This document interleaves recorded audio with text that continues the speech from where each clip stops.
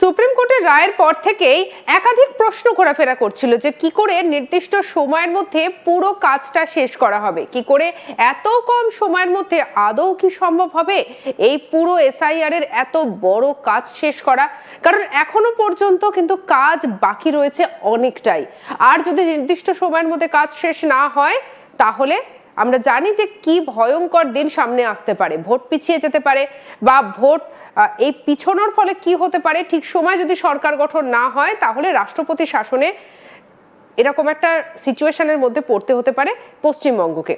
আর এই সব কিছুর মধ্যে আমরা জানি যে সুপ্রিম কোর্ট কিন্তু ইতিমধ্যে বলে দিয়েছে যে জেলা দায়রা আদালত থেকে শুরু করে অন্যান্য যে সমস্ত জেলা আদালতগুলো রয়েছে সেখানের যে সমস্ত বিচারকরা রয়েছেন তারা এবারে এই পুরো বিষয়টা এসআইআর পুরো বিষয়টাকে তাড়াতাড়ি শেষ করার কাজে তাদেরকে সাহায্য করতে হবে। এমনকি যে সমস্ত বিচারকরা বিচারপতিরা যারা অবসর গ্রহণ করেছেন তাদেরকেও এবারে এগিয়ে আসতে হবে, এমন কিন্তু নির্দেশে বলা হয়েছিল।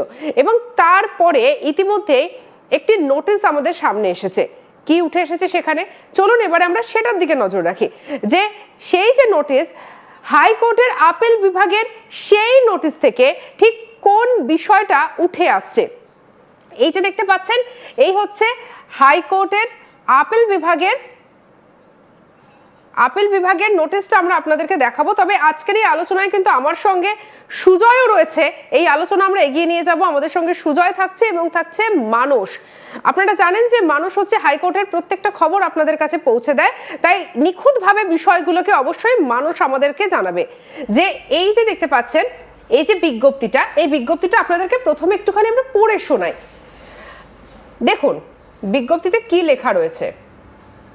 ভারতের মাননীয় সুপ্রিম কোর্ট কর্তৃক রিট পিটিশন প্রদত্ত 20/2/2026 তারিখের আদেশের অন্তর্ভুক্ত নির্দেশাবলীর সম্মতি নিশ্চিত করার জন্য, তারপরে দেখতে পাচ্ছেন যে এখানে বেশ কিছু নাম্বার লেখা রয়েছে, পিআইএল নম্বর কত সেগুলো লেখা রয়েছে এবং তারপরে লেখা হয়েছে যে এর সাথে সম্পর্কিত আইনের মাধ্যমে কলকাতা হাইকোর্টের মাননীয় প্রধান বিচারপতি নিম্নলিখিত নির্দেশাবলী প্রদান করতে পেরে আনন্দিত। এবং আপনাদের এক্ষেত্রে একটা বিষয় জানিয়ে রাখি যে শনিবার দুপুরেই কিন্তু হাইকোর্টের একটি বৈঠক ছিল বিচারপতির সঙ্গে এবং সেই বৈঠকের পরেই কিন্তু বেশ কিছু সিদ্ধান্ত নেওয়া হয়েছে কিভাবে কার্যপ্রণালী এগিয়ে নিয়ে যাওয়া হবে সেই বিষয়টা সামনে নিয়ে আসা হয়েছে। এবারে দেখুন প্রথম পয়েন্টটা, জেলা ও দায়রা জজ বা প্রধান বিচারক, অতিরিক্ত জেলা ও দায়রা জজ, বিশেষ সিবিআই আদালতের বিচারক, বাণিজ্যিক আদালত, সাংসদ এবং বিধায়কদের বিরুদ্ধে ফৌজদারি মামলায় বিচারের জন্য বিশেষ আদালত, এক্সক্লুসিভ পক্সো আদালত, সিটি সিভিল কোর্ট এবং সিটি সেশন কোর্ট কলকাতা বেঞ্চে নিযুক্ত বিচারক এবং ডেপুটেশনে নিযুক্ত সকল বিচারক কর্মকর্তাকে আজ অর্থাৎ 21/1/2026 থেকে 9/3/2026 তারিখ পর্যন্ত অথবা চরম চিকিৎসা জরুরি অবস্থা ব্যতীত পরবর্তী নির্দেশ না দেওয়া পর্যন্ত অফিস থেকে অনুপস্থিতির ছুটি সহ যে কোনো ছুটি নেওয়া থেকে বিরত থাকতে বলা হয়েছে। অর্থাৎ এক্ষেত্রে কিন্তু প্রত্যেকের ছুটি বাতিল করা হয়েছে, কারণ এরকম একটা ক্রাইসিস সিচুয়েশনে 21 তারিখ থেকে 9 তারিখ অবধি, অর্থাৎ আমরা যদি একটু কাউন্ট করি 22, 23, 24, 25, 26, 27, 28 এই মাসে থাকছে আর 7 দিন, আর ওদিকে থাকছে হলো আরো 9 দিন, অর্থাৎ এই যে 16 দিন, এই 16 দিনের হিসাব কিন্তু ইতিমধ্যে দেওয়া হয়েছে।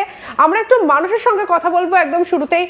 মানুষ, একদম এই যে প্রথম যে বিষয়টা যেটা আমরা তুলে ধরলাম যে এখানে কিন্তু বলে দেওয়া হয়েছে পরিষ্কারভাবে যে শারীরিক অসুস্থতা, কোনো মেডিকেল এমার্জেন্সি ছাড়া কোনো ছুটি নিতে পারবেন না, ছুটি বাতিলের কথা বলা হয়েছে। একটু বিস্তারিতভাবে জানবো তোমার থেকে। দেখো শ্রেয়সী, আমরা জানি যে গত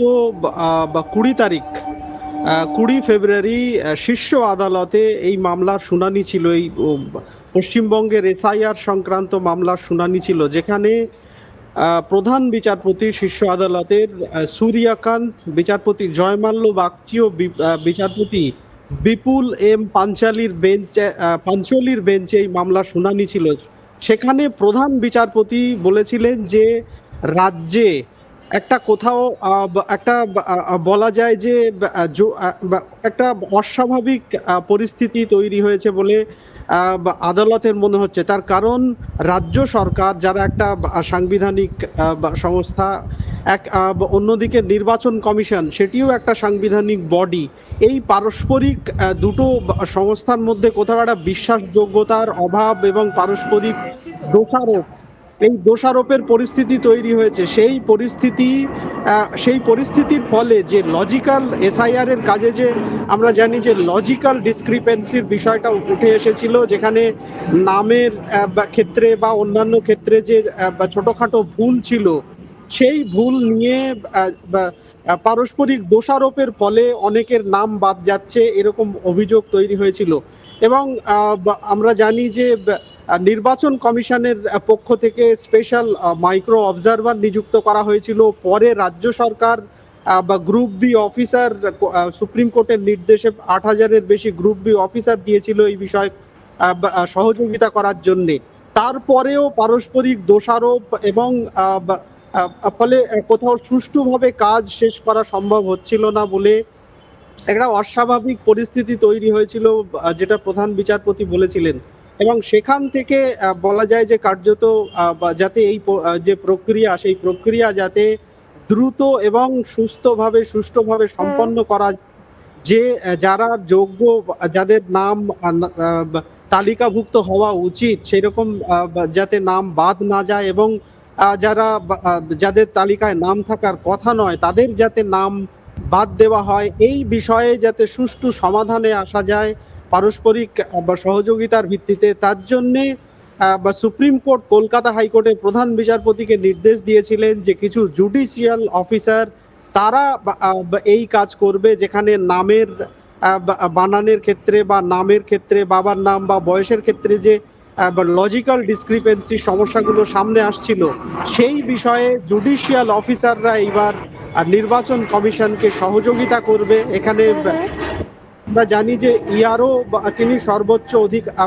আধিকারিক বলে। একেবারে মানুষ, তুমি আমাদের সঙ্গে থাকো, মানুষ অবশ্যই সঙ্গে থাকো। আমরা একটুখানি লেখাটা একটু আস্তে আস্তে একটু পড়তে এগোই, আর আমরা বিস্তারিতভাবে বরঞ্চ বিষয়টা জানতে এগোই। এবারে 2 নম্বর পয়েন্টটার দিকে আমরা একটু লক্ষ্য রাখি। 2 নম্বর পয়েন্টে দেখুন কি লেখা রয়েছে। উপরোক্ত পদমর্যাদার সকল বিচার বিভাগীয় কর্মকর্তা যদি ছুটিতে থাকেন বা পূর্ব অনুমোদিত বা অন্যথায়, তাহলে তাদেরকে 23/2/2026-এর মধ্যে তাদের নিজ নিজ আদালত এবং অফিসে যোগদানের নির্দেশ দেওয়া হয়েছে। এবং এই যে দেখুন যে 9/3/2026-এর সকল ছুটি এমনকি মাননীয় আদালত কর্তৃক অনুমোদিত হলেও এটা বাতিল করা হলো। অর্থাৎ কেউ যদি ইতিমধ্যেই ছুটিতে গিয়েছেন এমন বিষয় যদি হয়ে থাকে, তাহলে তাকেও কিন্তু জরুরি ভিত্তিতে কাজে যোগদান করতে বলা হয়েছে।